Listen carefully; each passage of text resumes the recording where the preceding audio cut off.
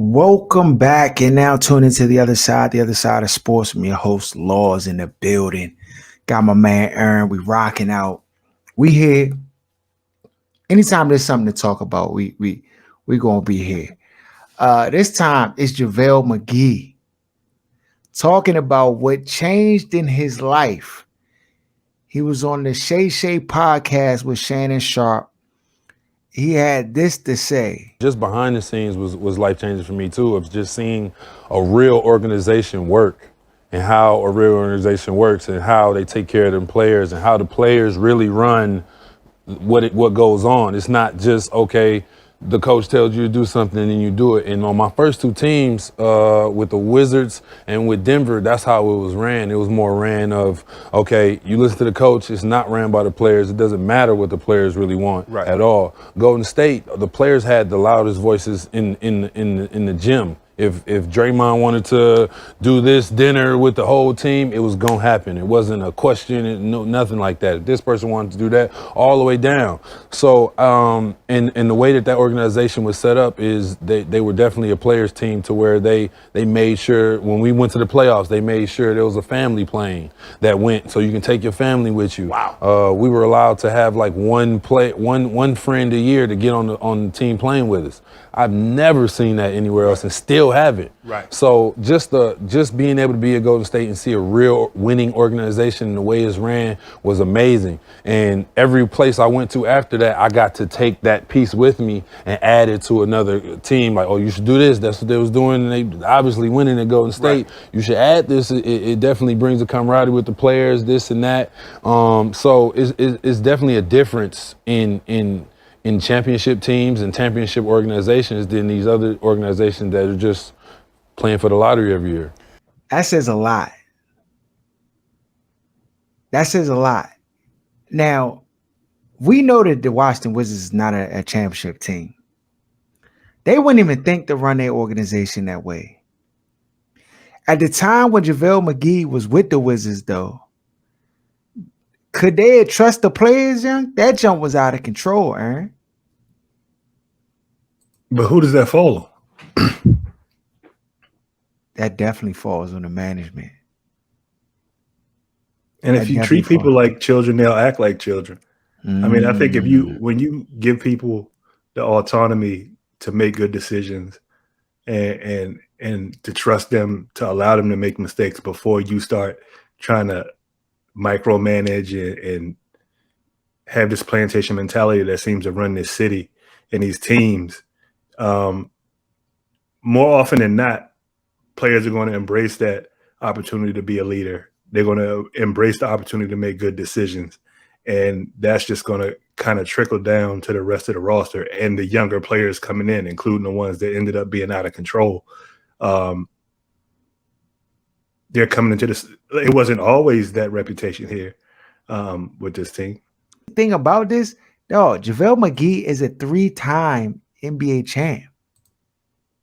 He won twice with the Golden State Warriors and once in the bubble with the Lakers. I don't think it's crazy. I mean, he has that athleticism and the length that in the modern game with somebody who can provide that and doesn't need a bunch of touches. I think that helps you win. The Bama left, they did. Not saying he's the reason that they won. It's just it's a huge piece to have that change shots at the basket on defense, the rebound, and you don't have to feed him the ball.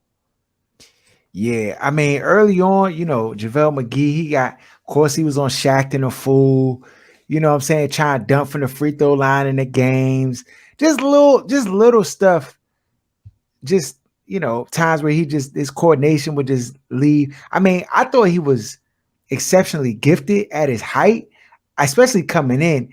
I think the expectations that were on JaVale McGee were high, because the Bama was super athletic, lanky, super athletic, could jump out the gym.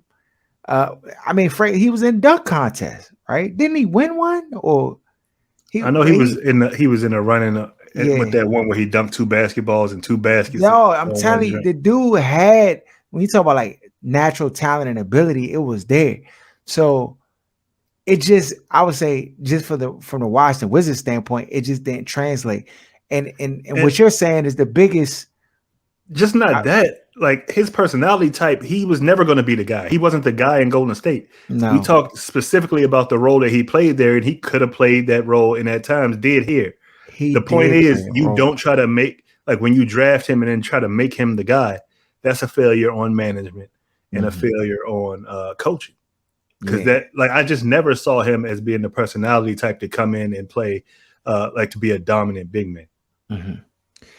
Yeah, I mean, the Wizards are still continuing to have trouble because it's looking like Johnny Davis's Troy Brown 2.0, dog.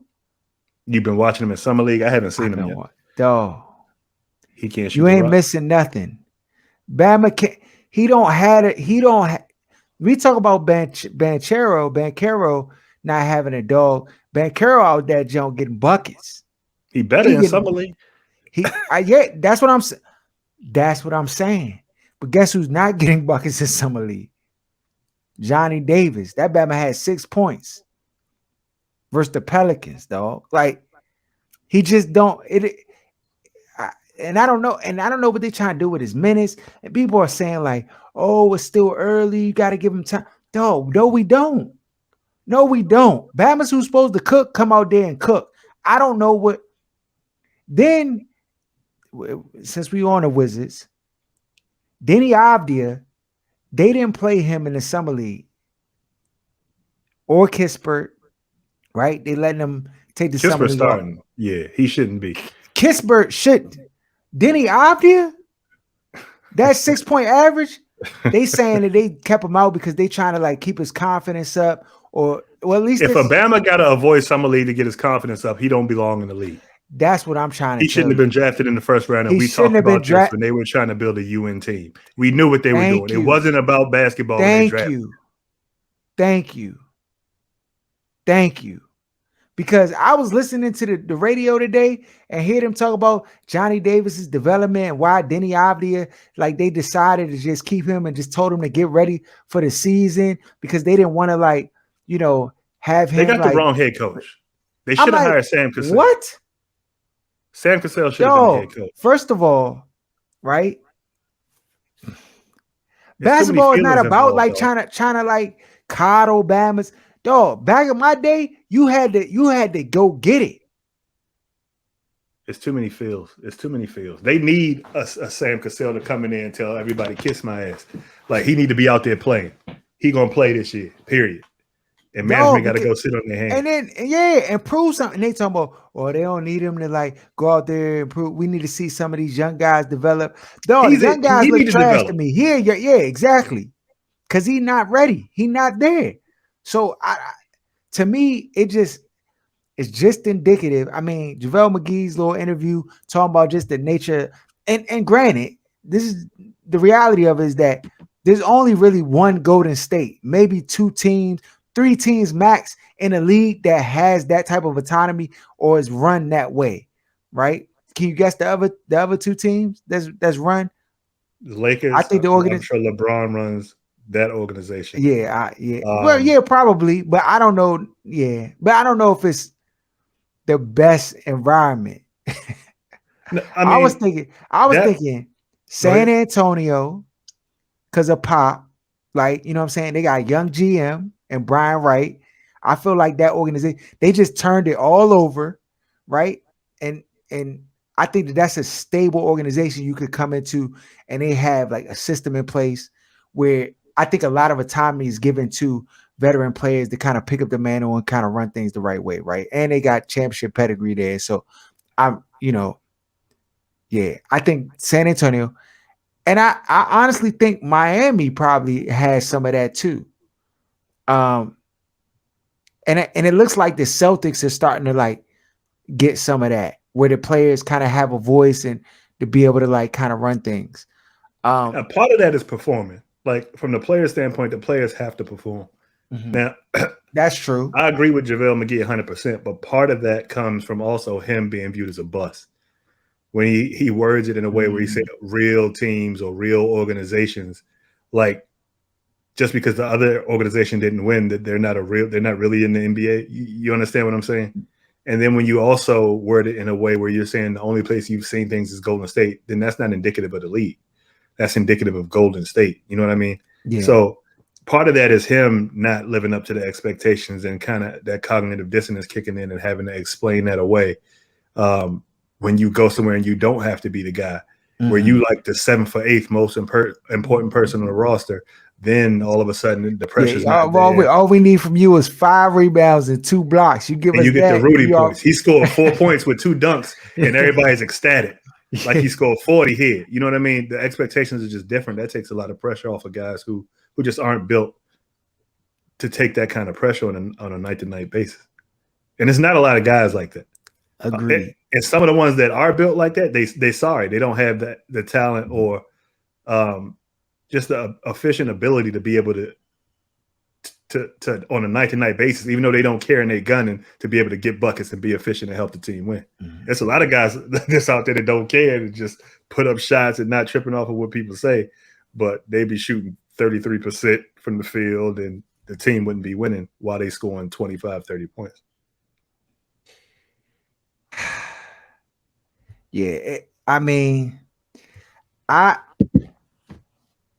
I said, I think JaVale McGee, it's like it's easy to say that now that you've been to the promised land a few times on someone else's coattails, right?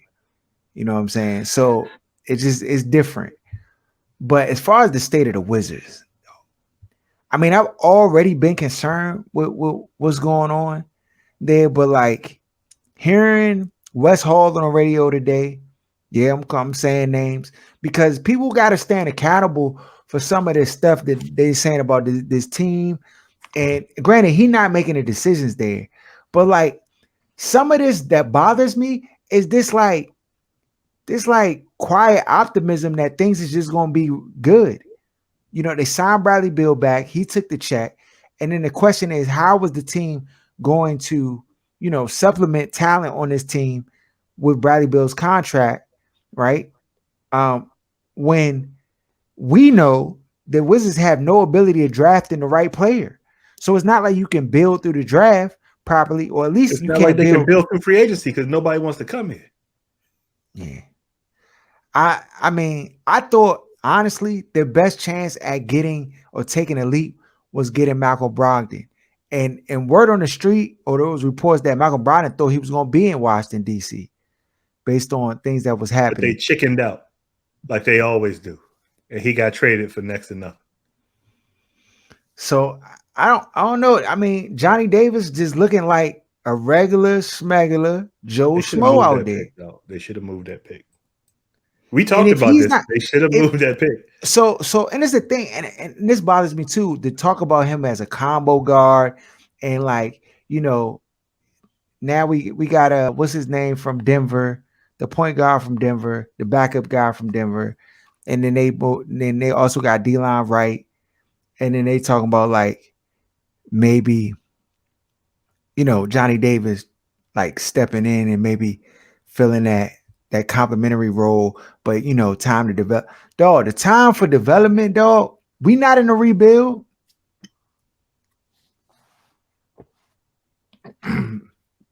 That's what you say for sorry teams. Be patient, give them a chance. Like, no, dog. Did you make the playoffs last year? You a sorry team. You a sorry team, dog. Dog, when Bama's pick, this is real life, folks. When I played summer league basketball in tournaments, I'm a regular Bama. Once they pick me up, they say, "Hey, Laws, you running with us?" I'll be like, "Yeah, bet, I'm running with y'all." Right? Hey, Ern, the first game, are they waiting for me to develop?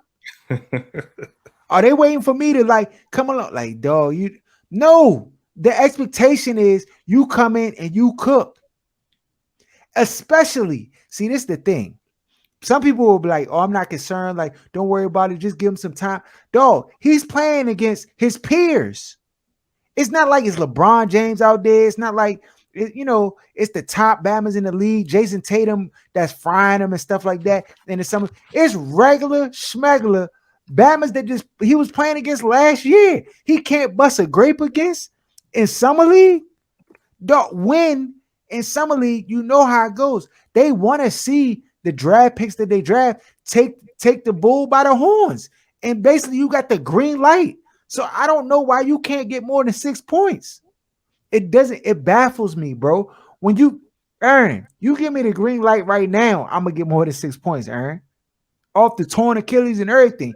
If I got the green light, they brought you in to score. You're a first round draft pick. They invested in you, and you out there playing all tentative, like you scared. And Troy Brown Jr. I'm gonna take my foot off the gas, Aaron. I'm gonna let it ride out a little bit. But if the Bama only playing 15 minutes his first year, or they doing the same stuff they was doing with Kispert, that's an indictment on them, though. Like, it's to me, it's super early. The Bama played two summer league games, but we can't pretend like we thought he was going to be the guy. Agreed. He wasn't going to come in. Like, there was never, ever even a glimmer of hope that he was going to come in and change the trajectory of the franchise. That just wasn't the hope. Like, we both desperately wanted them to move that pick before the draft and get a player that's like a veteran that's been in the league, some point guard, whether it be DeJounte Murray, Malcolm Brogdon, somebody. And they chose not to do that. With the complexion of the roster, like re-signing Bradley Beal, I just don't see where he doesn't run the one, regardless of what they're trying to say. Not a one. I don't see where the developmental minutes are. Is he just going to come off the bench in the second quarter and just get an opportunity to be the guy and try to shine in? Like, I just don't really see where the major opportunities are going to be for him to be worthy of that pick this year. This is an opportunity. Summer League to me is an opportunity. It's an opportunity to show you belong. It's an opportunity to show, like, oh yeah, I went 10th, but I should have went 4th, or I should have went 3rd, or this Bama on the he on the Taco Bell commercials. Fool's gold.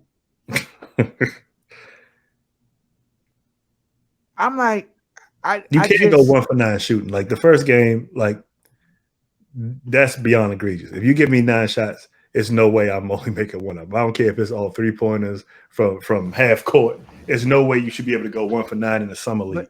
But to me, that's indicative that he not built for the big stage. Like, because it's a certain level. Like, he is light skinned. It could be nerves. His first summer league. It's a lot of factors, though. It's no way. Regardless of how much I didn't want him to make this pick at 11, he's not a 1 for 9. That's not going to be indicative of what his career is going to be or his rookie season. He's going to play better. Like, that's the worst you could possibly play. And it's his first NBA action. Like, I'm not overwhelmingly, like, it's not going to move my opinion of him as a player, his performance in the first 2 games. All it does is reaffirm what we already knew, is that he's not going to be some trajectory changing player that's going to come in and change your franchise. But we knew that. So I don't want to, like, get down on the Bama. Like, that was the expectation. Okay. Yeah. And then you got poor player development since Sam Cassell has left. Well, not just since he left. He came in and we saw John Wall and Beal get better faster than we've ever seen in this organization. Then he left and it went back to business as usual, hiding rookies on the bench or young players on the bench and trying to force vets out there only to miss the playoffs. So we don't have a great history of developing players here to begin with. So you got to play better and shoot better than 1 for 9. At the same time, you just got to see how the dream play. It's early as hell, though. 2 summer league games in, that's super early. It is early. And some guys need the light. I gotta be careful. Because me jumping out the window. Then the Bama's a cooker, dog. I told you. They gonna come for me. You already know. They come for me when I jump out the window too quick. It's early. But it is early. But, like, dog, first impressions mean a lot to me. You know what I'm saying? You meet a youngin' and her wig falling off or something. It's gonna bother you, dog. You can't act like it doesn't. No, that's a terrible first impression. Terrible, dog. and you out here with your peers and you can't bust a grape, that bothers me. That So what if you bothers me. go out and get 20 the next summer league game? Then what's the conversation going to be? Then I'm encouraged. I'm encouraged, though. I need to see something. He got to You be able to got get to- 20 in one of these summer league games. You got like if you playing in 4 or 5 games, we're not saying you got to average. You got to get 20 in one of these games. You got to show us it's there. You got to show us why, because otherwise I'm looking at like other Batmans that went after you that I wanted. Because I mean, if y'all go back to the Wizards draft board that I created, Johnny Davis wasn't on mine. I'm just trying to keep it all the way 100. He wasn't on mine in the top 10. And so I'm measuring against that. I'm looking like, okay, what is this Batman doing? What's Shaden Sharp doing? What's Wesley Batman San Antonio picked? What he doing? Like, because to me, they probably would have been better fits to the team. Now, I mean, these guys, I'm not going to get on their evaluation, but if this Batman don't turn out, I'm going ham. Whoever the evaluators are for the Washington Wizards, if it's, I don't care. Listen, this whole talk about, oh, you want good character guy? No, I don't. I want cookers. That's what I want. Can you put the basketball in the hole? If you can, that's who we want. Characters overrated when you losers. We gonna see, man. We gonna see. Follow us at OSS 980 at Other Side of Sports. Shout out to all our people who rock with us heavy. Share the content. We out.